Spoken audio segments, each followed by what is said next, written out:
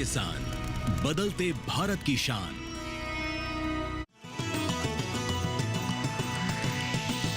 DD किसान, बदलते भारत की शान।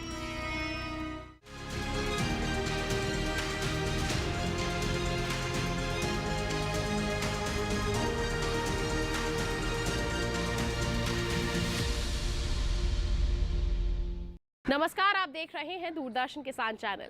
मैं अदिति शर्मा कृषि दर्शन कार्यक्रम में आप सभी का स्वागत करती हूं। हमारे इस कार्यक्रम में कृषि जगत से जुड़ी जानकारियां हम आप तक पहुंचाते हैं। माध्यम रहते हैं हमारे तीनों सेगमेंट्स, विज्ञान और किसान, कृषि स्टार्टअप और फार्मिंग इंडिया। तो आज के हमारे इस अंक में क्या कुछ रहेगा खास, जानने के लिए शुरुआत करते हैं आज के एपिसोड की। आइए किसान भाइयों बहनों, सबसे पहले नजर डालते हैं क्या कुछ खास है आज मंत्रालय से। कृषि जगत में जो भी कुछ खास होता है उसकी जानकारी सीधा मंत्रालय से हम आप तक पहुंचाते हैं। तो आज कृषि भवन के डीडी किसान स्टूडियो से क्या खास जानकारी आप तक पहुंचाई जाएगी, आइए उस पर नजर डालें। पिछले 10 साल से भारत के मत्स्यिकी क्षेत्र का ग्रोथ रेट सबसे अच्छा माना जा रहा है, जिसको पाने के लिए भारत सरकार का प्रधानमंत्री मत्स्य संपदा योजना, जो PMMSY स्कीम, जो एक बड़ी तरह से 20,050 करोड़ का लागत का स्कीम है, जो अभी उसका आखिरी पड़ाव पे है, वो स्कीम का कंट्रीब्यूशन अच्छा रहा। इसके अलावा भारत सरकार का समय समय पर जो पॉलिसीज आई हैं, बजट में जो अनाउंसमेंट हुई हैं, वो भी काफ़ी हद तक मददगार रहा। ये जो ग्रोथ रेट को और जो अचीवमेंट हम फिशरी सेक्टर में मिला हमें आज तक, इस साल के बजट में भारत के मत्स्यिकी क्षेत्रों को अच्छा प्रायोरिटी दिया गया है, जिसमें जो इनपुट कॉस्ट है एक्वाकल्चर के लिए, पर्टिकुलरली जो हमारा श्रिम्प या झींगा कल्चर के लिए रखा गया है, वो काफ़ी सराहनीय है। जिसमें आपको जो इनपुट कॉस्ट है उसमें रियायत मिलेगी, जिसमें इंपोर्ट का कॉस्ट रिड्यूस कर दिया गया है, इंपोर्ट ड्यूटीज़ रिड्यूस कर दिया गया है, जिसके वजह से हमारे जो प्रोडक्शन का इनपुट कॉस्ट में कम लागत होगी और ज़्यादा फ़ायदा हमारे फार्मर्स को मिलेगा। प्रधानमंत्री मत्स्य संपदा योजना का अंदर एक नई योजना को भारत सरकार के कैबिनेट ने फरवरी के महीने में अनुमोदित किया है, जिसका नाम है प्रधानमंत्री मत्स्य किसान समृद्धि सहाय योजना। ये सहाय योजना कुल 6,000 करोड़ की लागत की स्कीम है, जिसमें भारत सरकार की तरफ से 3,000 करोड़ की लागत है, और ये प्राइवेट सेक्टर से 3,000 करोड़ की उम्मीद की जा रही है, जिसमें उनकी लागत की उम्मीद की जा रही है। नेशनल फिशरीज डिजिटल प्लेटफॉर्म की प्रावधान रखा गया है, जिसके तहत हर कोई जो फिशरी सेक्टर के साथ जुड़ा हुआ है वो अपने आप को इसमें जो नेशनल डिजिटल प्लेटफॉर्म है उसमें रजिस्ट्रेशन कर सकता है।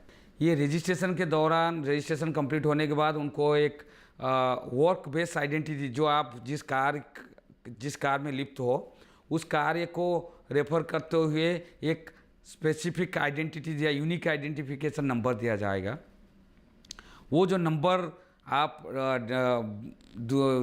डिफरेंट जगह पे यूज़ कर सकते हैं, जैसे बैंक का लोन लेने के लिए वहाँ भी यूज़ कर सकते हैं, या दूसरे स्कीम को बेनिफिट पाने के लिए आप उसका भी इस्तेमाल कर सकते हैं। वो डिजिटल प्लेटफॉर्म इसीलिए ही बनाया जा रहा है कि हमारे पास एक डेटाबेस हो, जो डेटाबेस में हम जब भी किसी पॉलिसी को डेवलप करेंगे या पॉलिसी को लाने की कोशिश करेंगे, सही तरह से आंकलन करते हुए पॉलिसी को हम ला पाए। ये बेसिकली भारत सरकार का लक्ष्य है।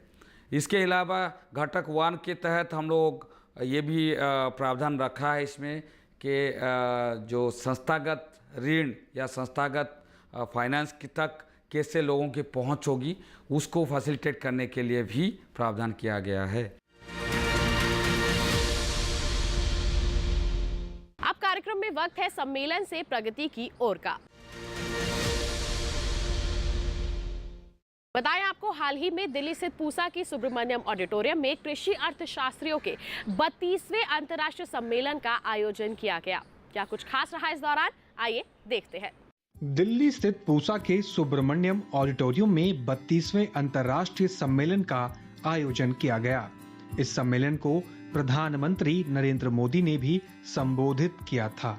इसमें कृषि एवं किसान कल्याण मंत्री शिवराज सिंह चौहान, नीति आयोग के सदस्य प्रोफेसर रमेश चंद और विश्व के अनेक देशों के कृषि अर्थशास्त्रियों ने भाग लिया था।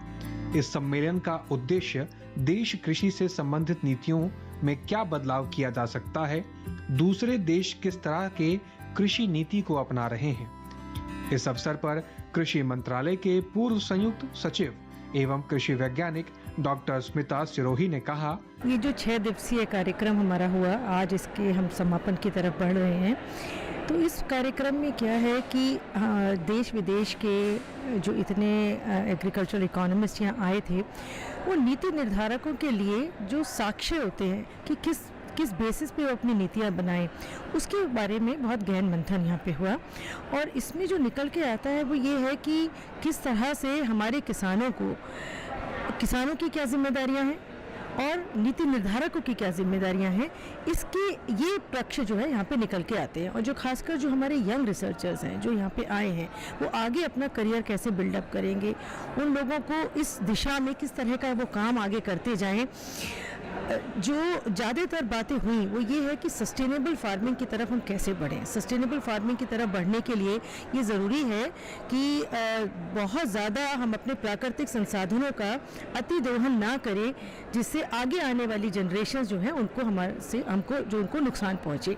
तो उसके लिए सरकार की क्या नीतियाँ होनी चाहिए, क्या सरकार को सब्सिडी देनी चाहिए, या सब्सिडी की किस तरह की मात्रा में सब्सिडी देनी चाहिए, या और किस तरह के जो फार्मर्स जो हैं, जो पानी बचाओ जिस तरह का कार्यक्रम हमारे यहाँ हमारे माननीय प्रधानमंत्री ने चलाया है पंजाब में खासकर, कि पानी बचाओ पैसे कमाओ, इस तरह के कार्यक्रम और देश विदेशों में चल रहे हैं। तो वो कार्यक्रम कैसे हमारे देश में भी आ सकते हैं, या हमारे से वो लोग क्या सीख सकते हैं। इस अवसर पर जवाहरलाल नेहरू विश्वविद्यालय के प्रोफेसर सीमा ने कहा, ये कॉन्फ्रेंस बहुत ही लार्ज स्केल पे है। यहाँ पे 1000 से ज़्यादा लोग आए बहुत सारे देशों से, विदेशों से, और यहाँ पे बहुत ज़्यादा फोकस है कि कैसे हम अपने एग्रीकल्चर की नीतियों को चेंज कर सकें जिससे कि किसानों को फ़ायदा हो।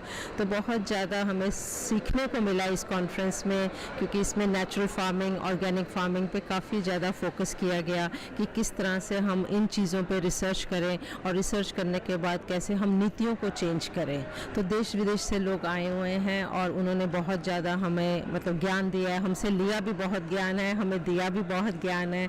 तो हम समझते हैं कि हम कुछ अपने किसान भाइयों के लिए रिसर्च कर पाएंगे। जैसे कि सब्सिडी है, क्या सब्सिडी अच्छी बात है या बुरी बात है? कई लोग कहते हैं नहीं बहुत अच्छी है, किसान भाइयों को मिलना चाहिए। कई लोग कहते हैं नहीं ये तो गवर्नमेंट के ऊपर बड़ा बोझ है। तो ऐसे हम मंथन रिसर्च करेंगे। अब हमें समझ आएगा कि और कैसे देशों में क्या चल रहा है, उसके हिसाब से हम भी देखेंगे कि हमारी नीतियाँ किस तरफ जा रही हैं और कैसे हम इन्हें बेहतर बना सकें। तो इसमें बहुत ज़्यादा रिसर्चर्स आए हैं, बहुत यंग बच्चे भी आए हैं जिनको काफ़ी ज्ञान मिल रहा है कि कैसे नेचुरल फार्मिंग, ऑर्गेनिक फार्मिंग की तरफ जाना है।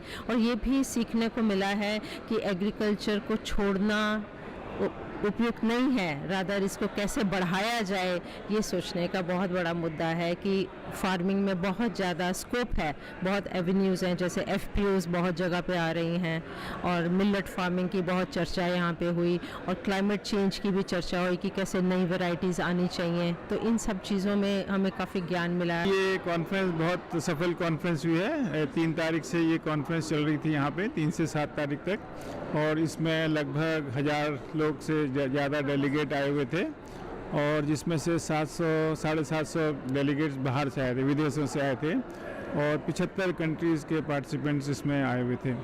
तो बहुत सफल तरीके से ये कॉन्फ्रेंस हुई है, और इसमें कई विषयों पे बातें हुई हैं। और इसका सबसे एडवांटेज ये है कि हम लोगों को जो विश्व में जो लोग अलग अलग बेस्ट प्रैक्टिसेस कर रहे हैं, कई जो चुनौतियाँ हैं और जो अपॉर्चुनिटीज़ हैं, उसमें जो बेस्ट प्रैक्टिसेस हो रही हैं दुनिया में, तो भारत कैसे उसको सीख सकता है। एक तो ये उसका उद्देश्य था हम लोगों के लिए। दूसरा हम लोगों का ये उद्देश्य था कि जो भारत की एक जो कृषि यात्रा है वो एक बड़ी सक्सेसफुल यात्रा है ग्लोबल पर्सपेक्टिव में। एक सक्सेस की स्टोरी है, from deficit to surplus to import.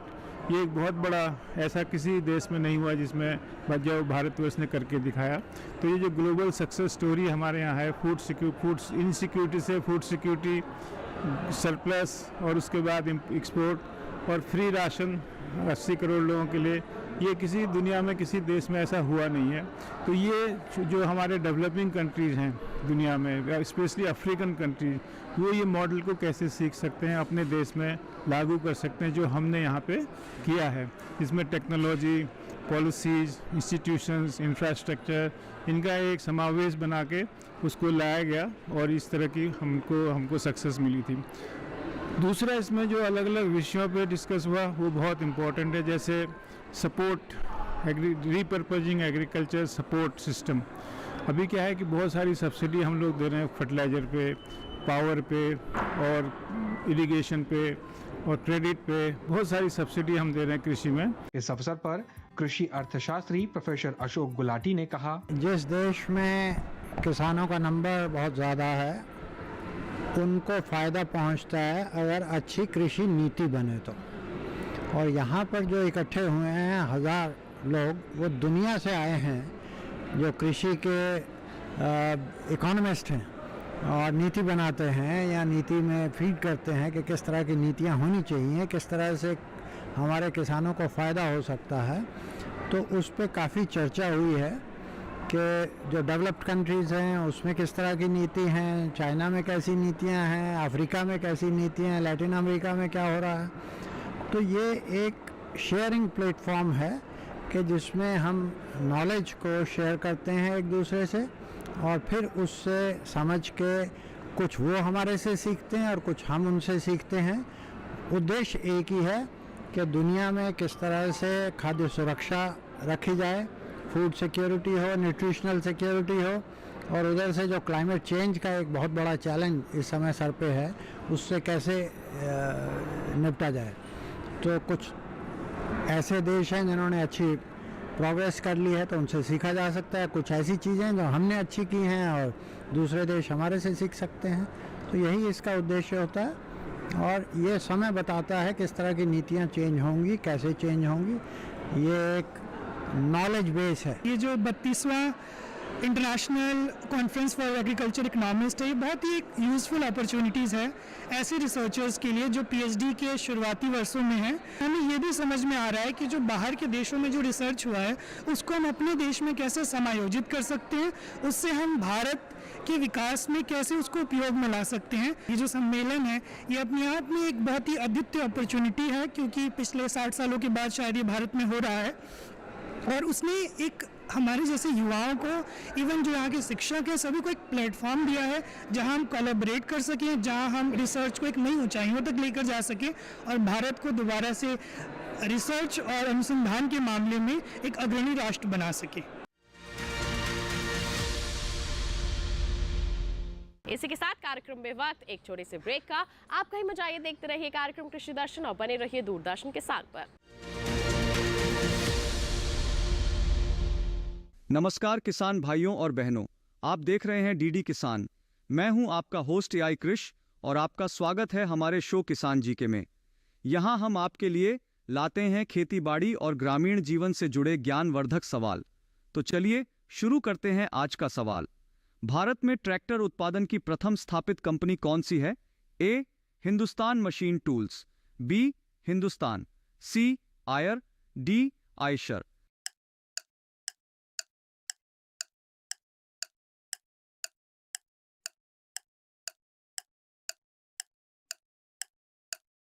सही जवाब है ऑप्शन डी, आयशर। भारत में ट्रैक्टर उत्पादन की पहली स्थापित कंपनी आयशर है, जिसने 1959 में ट्रैक्टर निर्माण शुरू किया था। आयशर कंपनी ने भारतीय कृषि क्षेत्र के लिए ट्रैक्टर्स का उत्पादन शुरू करके खेती की दक्षता को बढ़ाया और देश को कृषि उपकरणों में आत्मनिर्भर बनने में मदद की। आयशर के ट्रैक्टर्स की स्थायित्व और प्रदर्शन ने उन्हें किसानों के बीच लोकप्रिय बना दिया। अन्य कंपनियां जैसे हिंदुस्तान मशीन टूल्स, हिंदुस्तान और आयर भी इस क्षेत्र में सक्रिय हैं, लेकिन आयशर ने पहले ट्रैक्टर निर्माण की शुरुआत की थी। आज किसान जी के में बस इतना ही। मिलते हैं अगले एपिसोड में। तब तक के लिए खुशहाल खेती और स्वस्थ जीवन की कामना के साथ नमस्कार। नमस्कार, आप देख रहे हैं डीडी किसान। मैं हूं AI भूमि और आज हम 32वीं अंतर्राष्ट्रीय कृषि अर्थशास्त्री सम्मेलन के बारे में पूरी जानकारी देंगे। प्रधानमंत्री नरेंद्र मोदी ने नई दिल्ली में 32वीं अंतर्राष्ट्रीय कृषि अर्थशास्त्री सम्मेलन का उद्घाटन करते हुए कहा कि भारत एक खाद्य अधिशेष वाला देश है और वैश्विक खाद्य सुरक्षा के समाधान पर काम कर रहा है। उन्होंने बताया कि सरकार कृषि क्षेत्र को सुधार और नीतियों के माध्यम से मजबूत कर रही है, जिसमें रसायन मुक्त प्राकृतिक खेती को बढ़ावा देना, 1900 नई जलवायु प्रतिरोधी फसलों की किस्में पेश करना और पीएम किसान सम्मान निधि के तहत एक क्लिक से 10 करोड़ किसानों को फंड ट्रांसफर करना शामिल है। मोदी ने भारत में कृषि अनुसंधान और शिक्षा के सशक्त ढांचे, 500 से अधिक कृषि कॉलेजों और 700 से ज्यादा कृषि विज्ञान केंद्रों की उपलब्धता की भी जानकारी दी। उन्होंने पिछले 10 वर्षों में 90 लाख हेक्टेयर भूमि को सूक्ष्म सिंचाई के तहत लाने और भूमि की डिजिटलीकरण के साथ साथ कृषि में ड्रोन के उपयोग की बात की। कृषि मंत्री शिवराज सिंह चौहान ने प्रधानमंत्री नरेंद्र मोदी के नेतृत्व में भारत की कृषि वृद्धि दर की सराहना की और रासायनिक उर्वरकों के अत्यधिक उपयोग से मिट्टी के बिगड़ते स्वास्थ्य, जलवायु परिवर्तन के खतरे और उत्पादन में कमी की समस्याओं पर ध्यान देने की आवश्यकता पर जोर दिया। इस सम्मेलन का मुख्य विषय सतत कृषि खाद्य प्रणालियों की ओर परिवर्तन है, जो जलवायु परिवर्तन, प्राकृतिक संसाधनों की कमी, बढ़ती उत्पादन लागत और संघर्षों जैसे वैश्विक चुनौतियों के सामने सतत कृषि की आवश्यकता पर ध्यान केंद्रित करता है। इसी तरह कृषि और किसानों से जुड़ी हर महत्वपूर्ण जानकारी के लिए हमारे साथ जुड़े रहिए और देखते रहिए डीडी किसान। धन्यवाद। अब कार्यक्रम में वक्त है नजर डालने का सेगमेंट विज्ञान और किसान पर।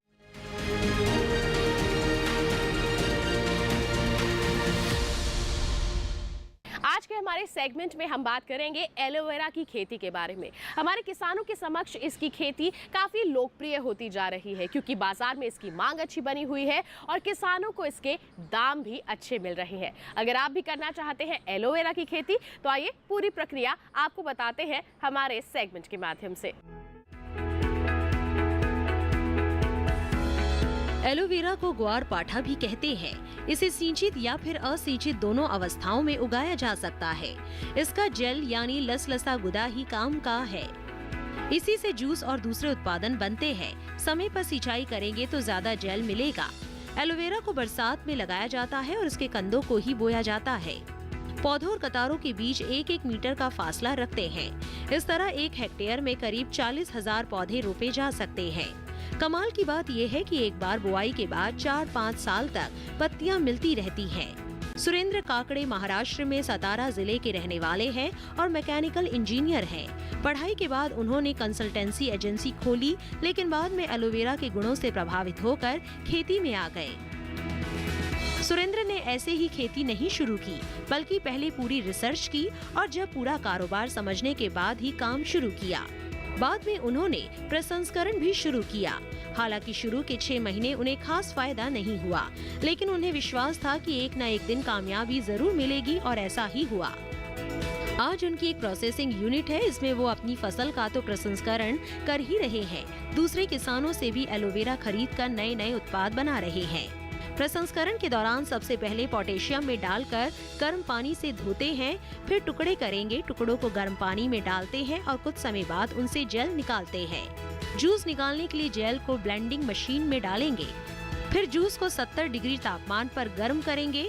छानने के बाद इसमें प्रिजर्वेटिव मिलाएंगे और ठंडा करने के लिए फ्रीजर में रख देंगे। इस तरह से ये उत्पाद बनकर तैयार हो जाता है। अब इसका इस्तेमाल सौंदर्य और दवा बनाने में किया जाएगा। सिर्फ फसल उगा लेना और प्रसंस्करण के जरिए उत्पाद तैयार कर लेना ही काफी नहीं था, बल्कि ज्यादा कमाई के लिए अच्छी मार्केटिंग भी बहुत जरूरी है। सुरेंद्र काकड़े ने हर पहलू का बारीकी से जायजा लिया और बेहतर मार्केटिंग से कामयाबी के झंडे गाड़ दिए। फसल लगाने के बाद किसान आमतौर पर एक बार कटाई कर लेते हैं और बात खत्म, लेकिन एलोवेरा को अगर एक बार लगा लिया तो साल भर फसल मिलेगी और हर महीने कमाई होगी।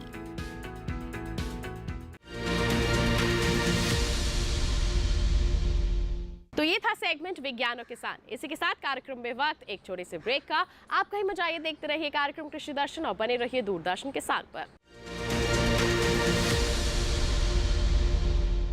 नमस्कार किसान भाइयों और बहनों, आप देख रहे हैं डीडी किसान। मैं हूं आपका होस्ट AI कृष और आपका स्वागत है हमारे शो किसान जीके में। यहाँ हम आपके लिए लाते हैं खेतीबाड़ी और ग्रामीण जीवन से जुड़े ज्ञानवर्धक सवाल। तो चलिए शुरू करते हैं आज का सवाल। आम की संकर किस्म रत्ना किसके संकरण से तैयार की गई है? ए. नीलम और दशहरी, बी. नीलम और अल्फांजो, सी. दशहरी और अल्फांजो, डी. दशहरी और नीलम।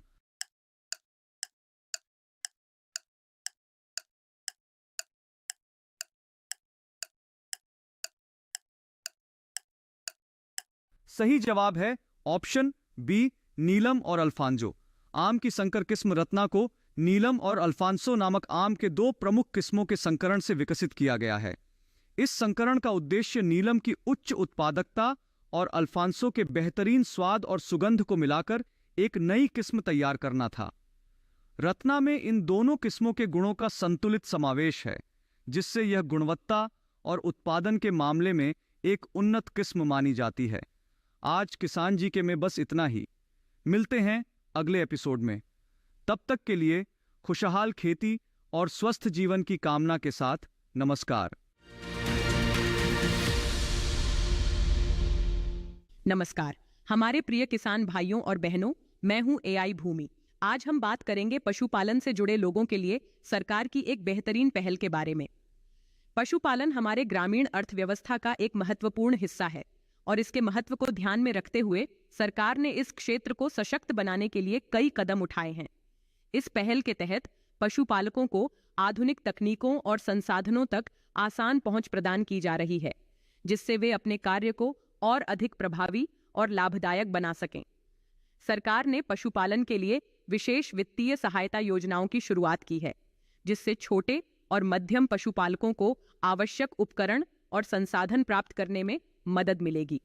इसके अलावा पशुओं के स्वास्थ्य और उनकी देखभाल के लिए भी विशेष प्रशिक्षण कार्यक्रम आयोजित किए जा रहे हैं। इस पहल का मुख्य उद्देश्य पशुपालकों की आय में वृद्धि करना और पशुओं के स्वास्थ्य को बेहतर बनाना है। इसके तहत पशुपालकों को गुणवत्तापूर्ण चारा, टीकाकरण और पशु चिकित्सा सेवाओं की भी सुविधा प्रदान की जा रही है। सरकार की इस पहल से न केवल पशुपालकों को फायदा होगा, बल्कि इससे ग्रामीण क्षेत्रों की आर्थिक स्थिति में भी सुधार होगा। इस पहल के जरिए सरकार का लक्ष्य है कि पशुपालन को एक लाभदायक व्यवसाय बनाया जाए और इस क्षेत्र में लगे सभी लोगों को बेहतर जीवन स्तर प्रदान किया जाए। आइए हम सभी इस पहल का समर्थन करें और पशुपालन के क्षेत्र को और मजबूत बनाएं। तो आज के लिए बस इतना ही। आप देखते रहिए डीडी किसान। धन्यवाद। ब्रेक के बाद दूरदर्शन किसान के कार्यक्रम कृषि दर्शन में आप सभी का फिर से स्वागत। आइए अब आपको दिखाते हैं सेगमेंट फार्मिंग इंडिया।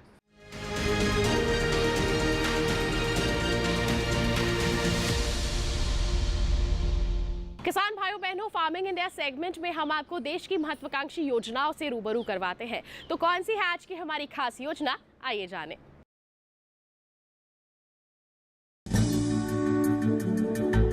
झारखंड की राजधानी रांची से 32 किलोमीटर दूर पहाड़ियों की तलहटी में बसे ओरमांझी ब्लॉक के गांव आरा और केरम, चारों तरफ हरियाली, योजनाबद्ध बनी जल संरचनाएं, हो रहे नवनिर्माण, पाठशाला में शिक्षा, महिलाओं की सामूहिक जागरूकता, पशुओं के लिए शेड आदि की उचित व्यवस्था, कुल मिलाकर गांव आरा और केरम में जीवन की खुशहाल स्थिति।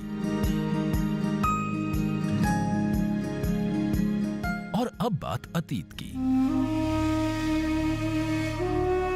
एक वर्ष पहले यही ग्रामीण क्षेत्र सूखाग्रस्त था। कारण था वर्षा जल के संरक्षण का उचित प्रबंधन न होना। बदलाव का कारण बनी प्रशासन की सक्रियता, ग्रामीणों की इच्छा शक्ति और महात्मा गांधी नरेगा। हमारा पूरा राज्य एक फसला है। पानी की कमी की वजह से हम दूसरी और तीसरी फसल नहीं कर पाते, यद्यपि हमारे यहाँ एवरेज रेनफॉल 1200 से 1300 मिलीमीटर का है। अगर हम प्रयास करके पानी को रोक दें तो हमारा गांव 2 से 3 फसल लेने लायक हो जाएगा और हमारे गांव में समृद्धि आएगी। जब गांव जान जाता है कि महात्मा गांधी नरेगा से कितने लाभ हैं हमें, तो फिर वो इसको गरीबी मुक्त करने का अपना साधन बना लेता है। इसी विचारधारा के साथ कोशिशों का सिलसिला शुरू हुआ।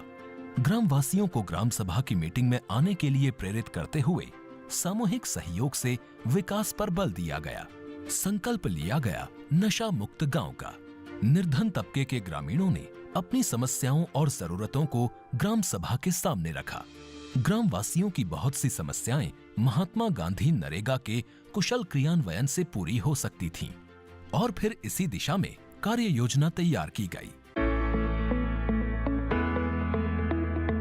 योजना के तहत गांव में निजी लाभार्थियों की जमीन पर विभिन्न विकास कार्यों की रूपरेखा तैयार हुई और शुरू हुआ कार्यों का सिलसिला। वृक्षारोपण के लिए पौध लगाना, ट्रेंच, कुएं व अन्य जल संरचनाओं का निर्माण, दीर्घकालीन जल संग्रहण के लिए डैम का निर्माण, आंगनबाड़ी का निर्माण और सामुदायिक उपयोग के अन्य निर्माणों ने गति पकड़ी। देखते ही देखते गांव की तस्वीर बदल गई। महात्मा गांधी नरेगा से लाभ मिला गांव के निर्धन किसान अर्जुन को। ये जमीन आम का बागवानी जो देख रहे हैं, यहाँ पर आम बागवानी 1 एकड़ है, उसमें 112 पौधा है। ग्राम सभा के तहत जो आम बागवानी का उसमें योजना में पास कराए। आम बागवानी से मेरा आय इनकम भी बढ़ रहा है। अर्जुन के समान ही जितेंद्र पान के खेत में भी फलदार पौध अपना आकार लेने लगे हैं। गांव के ही रमेश बेदिया के पास गाय तो थी, मगर उसके लिए शेड नहीं। शेड जब नहीं बने थे तो घर परिवार में काफ़ी जो है सो गरीबी का जो है सो दयनीय स्थिति था। लेकिन जैसे ही शेड बना, मेरे पास 2 भैंसा थे, भैंसा बेच करके मैं गाय खरीदा और एक गाय से मैं 2 साल के अंदर में अभी 6 गाय हैं और सुबह शाम लगभग 50 से 55 लीटर दूध होती है। और जो गरीबी मेरे माँ पिताजी लोग देखे थे, आज वो गरीबी से मैं कहीं न कहीं ऊपर उठ आया हूँ। गाँव के गरीब सूरज करमाली को भी सुअर पालन हेतु शेड निर्माण के लिए महात्मा गांधी नरेगा से सहायता मिली है। पहले तो सर जैसे तैसे जो है सुअर हम लोग पालते थे, लेकिन जब एक मनरेगा से 65,000 का शेड मिला तो अभी मेरे पास टोटल 25 सुअर है। अभी शेड मिला तो कोई दिक्कत नहीं हो पाती है। आरा और केरम गांव की महिलाएं आज अपने अधिकारों के लिए सजग हैं और सखी मंडल में शामिल हो अपनी समस्याओं के हल तलाश रही हैं। और अब गांव आरा और केरम में महात्मा गांधी नरेगा के कारण बदलाव की दास्तान गांव के प्रधान गोपाल राम बेदिया से। जो हम लोग जल संरक्षण का जो कार्य किए हैं, तो हम लोग का 72 डोभा का निर्माण हुआ, 25 कूप का निर्माण हुआ है, गाय शेड, बकरी शेड, सुअर शेड, मुर्गी शेड, तो 84 शेड का निर्माण हुआ है। करीब 10 एकड़ में आपका आम बागवानी भी लगा है। हमको लगता है कि मनरेगा ही एकमात्र सहारा है यहाँ के लोगों का, जो उसमें जुड़कर और सभी लोग अपना खुशहाल जीवन बिता रहे हैं। कुल मिलाकर झारखंड के ये छोटे से 2 गांव आज बदलाव की एक मिसाल बनकर उभरे हैं, जिसका एक बड़ा कारण बना है महात्मा गांधी नरेगा।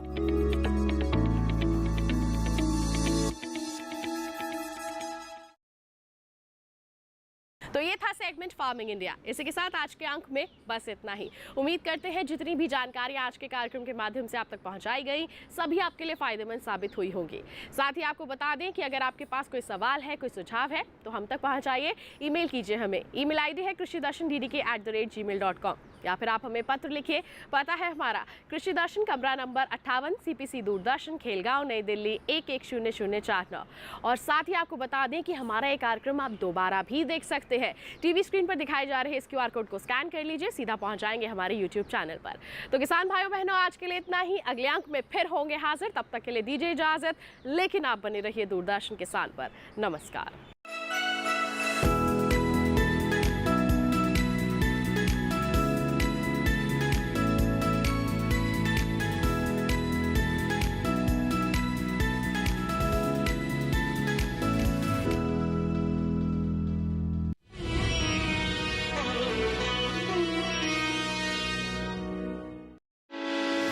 अकेले घर